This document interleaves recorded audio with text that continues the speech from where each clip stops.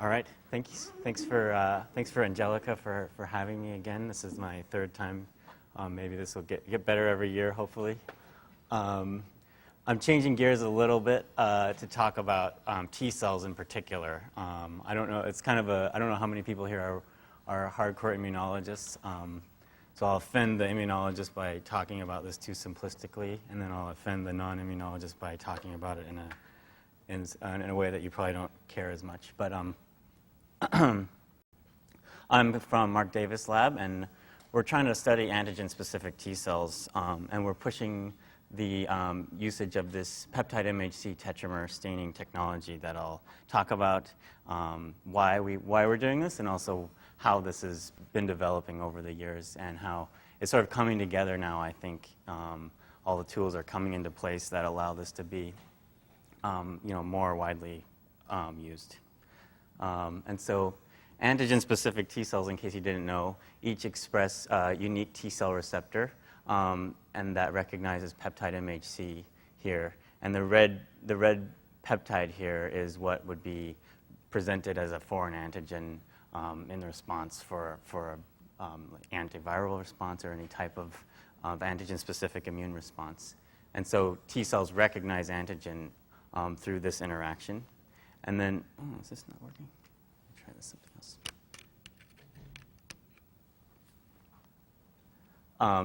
And in the body, you've got tens of thousands of or more unique T cell specificities because each cell expresses one of these. If you look at a given peptide, about 1 in 10,000 or so of your T cells will recognize any random peptide, any given peptide. So you have tens of thousands of specificities. And this is a unique challenge for the biologist to try to catalog, to try to look at these cells. Once the T cells recognize the antigen, they receive a signal that drives expansion and differentiation. And so we want to know what happens to the cells during this response. So we want to identify and characterize these antigen-specific cells. And we think this is a good way of trying to look at disease because if you have a given disease, only a small subset of your cells are actually responding to that disease. And those would be the antigen-specific cells. And so that gives, if you can look just at those cells, it gives you a much higher signal versus noise versus looking at everything in the blood all at once. And we think this would be valuable for basic immunology, diagnostics, vaccine efficacy testing, finding new targets, or screening prior to doing some trials, clinical trials and such. So wide applicability. And so this is the way tetramers work. This is a T cell here, and each of these green guys are T cell receptors. And here what we do is we make peptide MHC, so the little circle's the peptide, and then the MHC. And then we can couple that to a fluorophore. The problem with this is that this interaction is very low affinity. It also has fast kinetics, so it's too unstable to stain the cells this way. And the breakthrough, I guess 15, 20 years ago was to put these together as a tetramer. So you take advantage of cooperative binding, and then this low affinity interaction is stabilized by multiple components. And this actually works very well in terms of high sensitivity.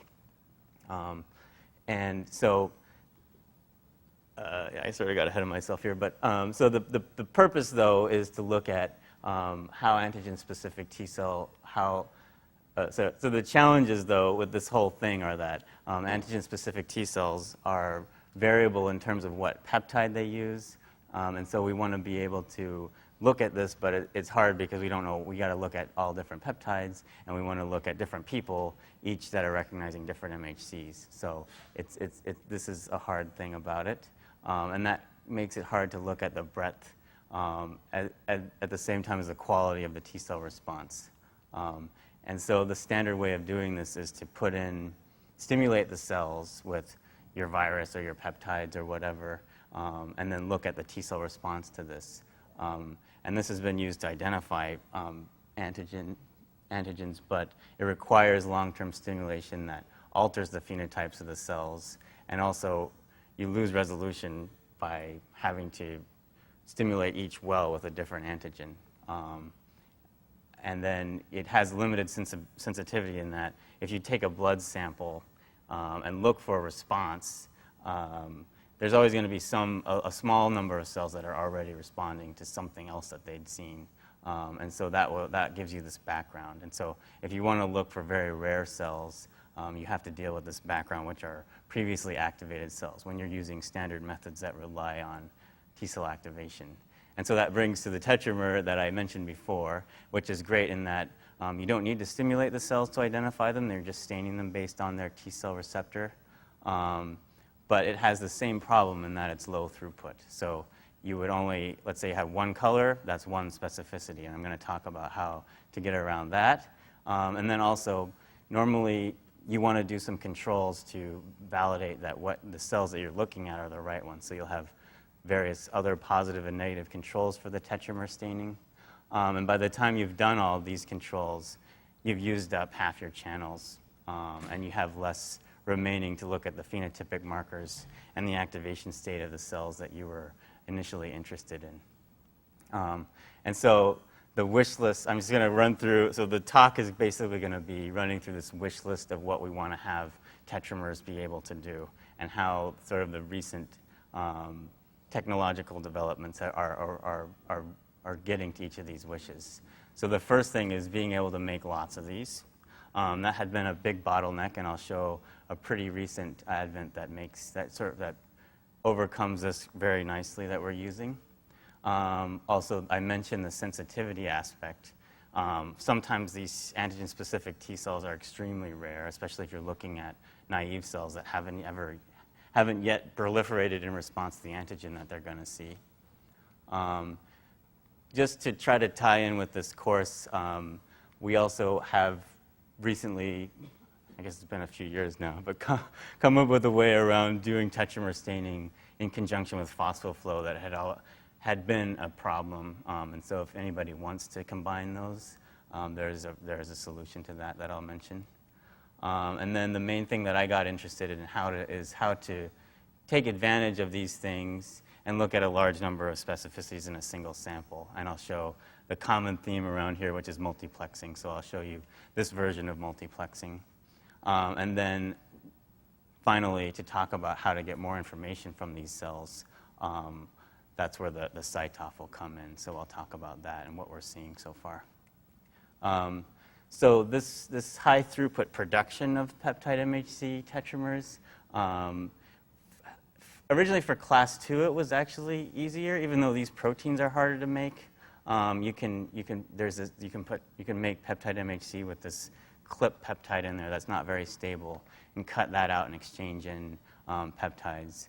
But the class 2 tetramer staining world has been kind of behind the class 1 world, just because class 1s are a little bit easier to work with in terms of the protein as well as the cells. But then we'd been stuck making one at a time. So we make these proteins in bacteria, refold them. But in order to do that, you have to have a peptide in there.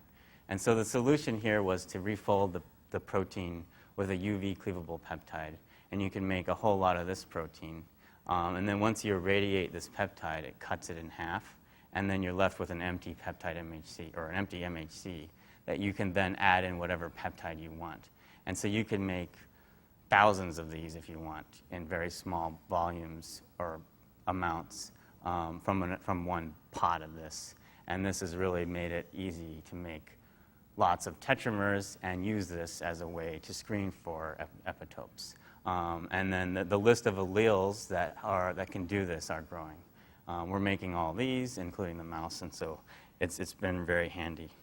And this process is also extremely efficient, so the tetramer staining works great afterwards, whereas here the process varies in efficiency depending on the allele and stuff like that. So the class 2 is still in progress. So that takes care of that one.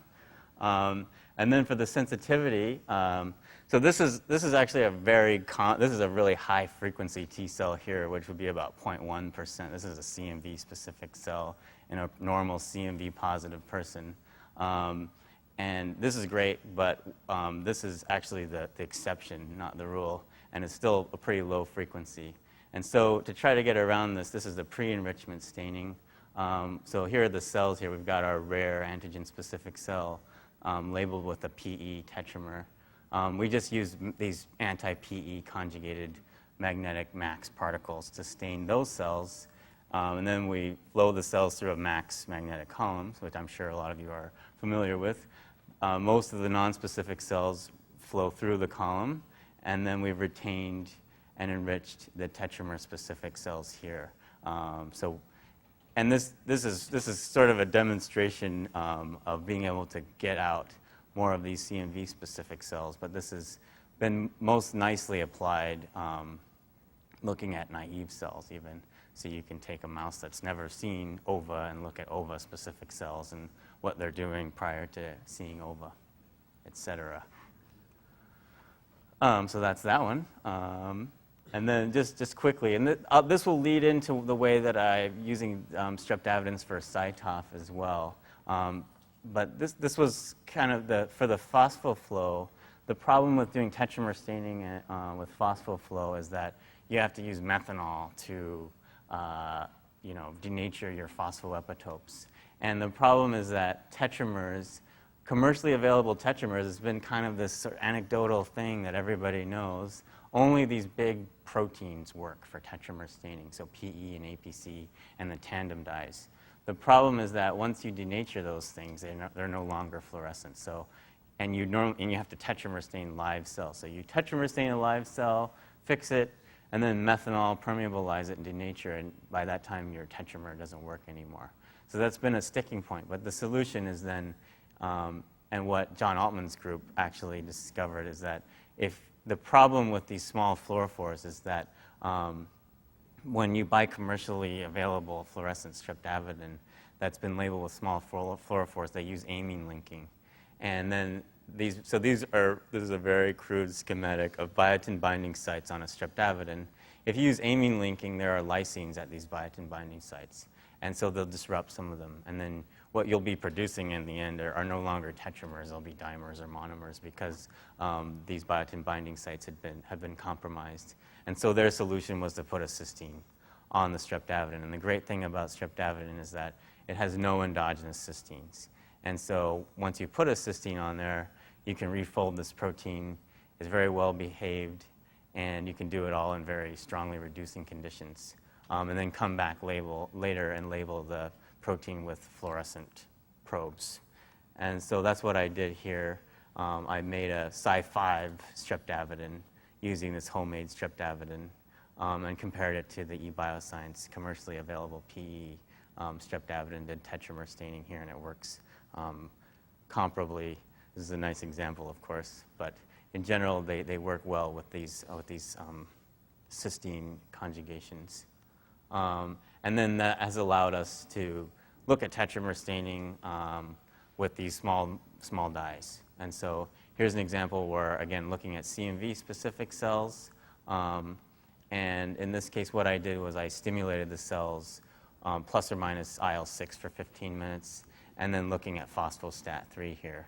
In red, you have the pre-stimulation, and then blue is post-stimulation on total T cells. And then on CMV-specific cells, the finding here was that they don't respond to IL-6. And this is consistent with what we know about the differentiation state of these cells, but I won't get into that too much. And we're following up on this more recently now, I guess. And this is just a control to show that, there are some caveats to this. So I had to do the tetramer staining on ice when the cells were still alive, which is different than your normal phospho protocol where you fix them immediately after. And so to make sure that things were behaving normally, I compared that to a fixed immediately sample. And so I convinced myself that by putting the cells on ice for 20 minutes to do the tetramer staining, I didn't interfere with the stat signaling. But that's not always going to be the case, so you have to watch out for that still. But at least we're making some progress here. Anyway, so back to the regular just tetramer business. The other thing we really want is to be able to look at a large number of specificities in one sample. And this is not this is sort of just another way of describing barcoding. Everybody here has been talking about barcoding and multiplexing. I just thought this was cute because these people studying ants, they can label each ant individually with a combination of a small number of colors using fingernail polish, and then let the ants go and then track where each ant ends up in the end. And this is what we're doing when we're doing barcoding, or in my case, this combinatorial tetramer staining. And so the unique thing here is that each T cell is specific for one epitope, or that's the assumption, which is often true. And so I'll just go over like the simplest iteration of this. So let's say I have two different antigen specificities I want to look at. I have one epitope, epitope 1 here. I'll put that in FITSI labeled tetramers. So I have green cells, and then I stain the cells. I'll get green cells that are specific for epitope 1. And then I'll have epitope 2 here in red, and I'll label those with a red tetramer. And then the red labeled cells will be specific for epitope 2. I can do an additional epitope here in purple by putting a mixture of tetramers that are both green and red on the cells, right? And so these cells that bind both are actually going to only be specific for epitope 3. These cells they can't bind only red or only green, and vice versa. And so that gives you this multiplex capacity. And so the good thing about it is that if you do 3 colors, there are a lot more possible combinations of those 3 colors, as we've been going over here. So you can do 7 specificities with 3 colors. And then it goes up exponentially after that. So with 4 colors, you can look at 15 specificities, et cetera. And so what we're trying to do, our vision is to try to move down this chart and look at as many specificities as possible in a single sample. And so we tried this first with 15 specificities and 4 colors. So, and then the cool thing about this is that you put these, so we have these 15 different peptide MHCs, and then we add these different combinations of streptavidins to those 15 wells in this way. And then we quench the streptavidins so that they don't, so there's no crosstalk, and then mix everything back together into one vial. And so you can make this cocktail that has all these different tetramers and all these different combinations of fluorophores in one tube, and just add that to the cells and stain them all at once with all 15 specificities. And here's an example of a normal blood sample. These are all CD8 positive T cells. And then you can deconvolve the different specificities, looking at APC versus PE first, and then PE Cy5 versus PE Cy7 after. And you can see that you get populations of cells that make sense. And we did some things to validate that these are truly specific for these various epitopes. And what you'll see, though, is that we've got a lot of spread going on here. And what gets difficult in terms of like the width of these populations, and that's because we're getting bleed over from other channels that I was using at the same time as this.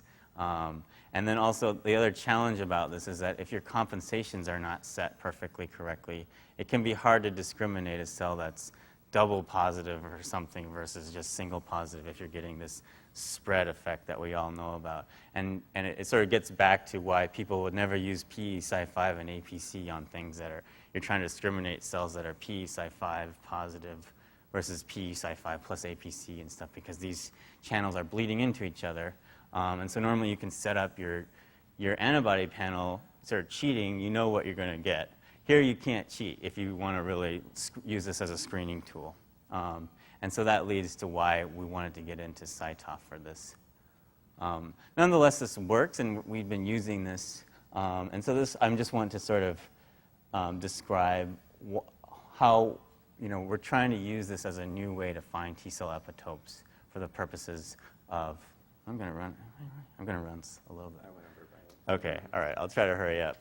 So I'll go over this quickly, but what we did is, what you can do is sort of use tetramers to find epitopes, which is not the standard approach, and so we're using sort of multiplexing schemes to do that.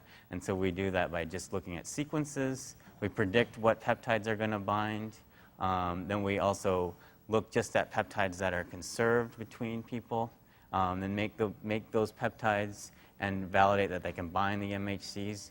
And then we tetramer stain all these different epitopes. We also do the fluorescent cell barcoding to look at multiple donors at once. And just with a few samples, you can screen through 80-something tetramers and a bunch of, and 6 different samples to look for these hits, and then we can go back and validate them. And so we're doing this to look for rotavirus-specific T-cell epitopes. Also, now this brilliant violet streptavidin that BioLegend sells actually works quite well for tetramer staining as well, so we're using that too. That also overcomes the phosphoflow aspect because it doesn't get quenched with methanol either. Anyway, so that takes care of that one, and then I'm just going to have to go really quickly for the next part with the CyTOF, and I'm going to pick up on this tomorrow when I talk about other ways of analyzing data. And you've seen this, so I can go over this. You've had this very nicely described as well, and this is really great. And this too. And then, so the difference here is now I'm labeling the tetramers with heavy metals. And again, the same approach that Altman's group used. We make cysteine streptavidin, and this is nice because it's compatible with the MaxPAR reagent. So we can make heavy metal labeled streptavidins. And then this is my T-cell panel. So my goal was to look at antigen-specific T-cells with these 6 different tetramer channels, and then dig into what the phenotypes of these cells are with a whole bunch of surface markers. And then I'm also doing intracellular cytokine staining to look at what these cells are producing. And so I'm gonna have to rush through this too. But we first isolate CD8 positive T cells and either freeze them or use them fresh. Then rest them for a while before we do stimulations, PMA and inamycin or anti-CD3 to get cytokines produced. You put in Berfeldin and Monensin to block the secretion so that you can then stain the cells.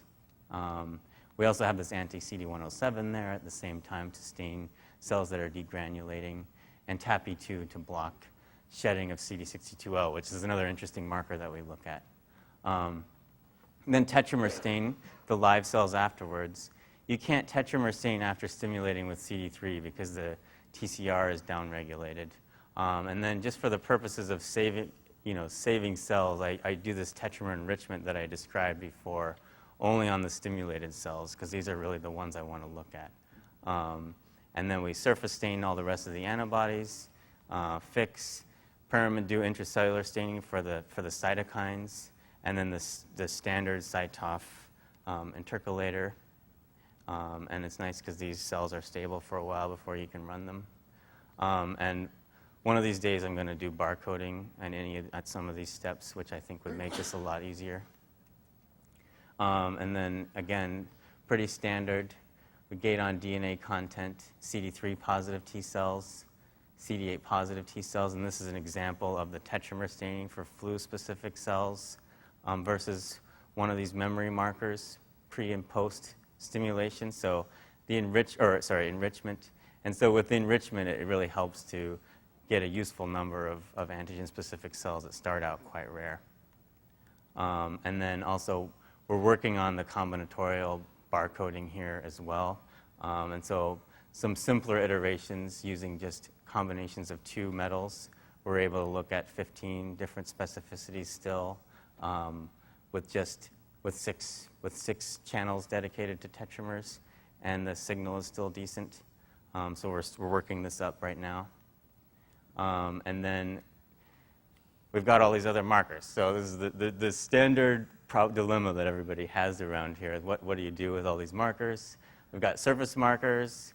We've got CD69 that goes up, and that's pretty homogeneous with PMA and inamycin. We also have all these functional markers that work very well. Here's unstimulated for these different intracellular cytokines, and then post-stimulation, you can see a lot of diversity in the CD8 positive T cell responses. And then what do you do with them? And so we get cells, put them in the machine, and then I showed you some FlowJo. You could use Cytobank to look at these data and make sure everything is kosher. Aaron talked about SPADE, and this is actually SPADE run on my CD8s, which is very cool. And then I've also just been messing around with putting this into MATLAB, and I'll go over this stuff tomorrow. But I think it gives us other ways of looking at the diversity of the cells, and here is our PCA approach, again, that I'll describe tomorrow. It's not working. That's okay. We'll go over this tomorrow. And antigen-specific cells the same way. And so the bottom line is with all this, with this approach, it gives us an ability to look at high throughput epitopes that we're using for identifying new epitopes. And that gives us the frequencies of the cells responding to them. We're also getting at the same time sort of a high dimensional characterization of those cells that we can use to investigate different diseases, including just general diagnostics if you could look at enough different epitopes at once. And hopefully this will lead to earlier and more specific diagnostics, as well as identification of new antigens and response types, as well as correlates or predictors of treatment efficacy. So thanks a lot to people in Mark Davis' lab and the Chen lab that we work closely with, especially Natalia, who helped with a lot of these experiments. I had a bunch of other people in the lab. And then the CyTOF part of this came as a very nice collaboration with Sean Bendall in Gary Nolan's lab, and also other people I've talked to a lot with in Gary's lab. And the CyTOF that I've been running mostly is in the HIMC. This is directed by Holden Maker. And then Mike is the guy in there who's been sort of maintaining that machine. So thanks a lot.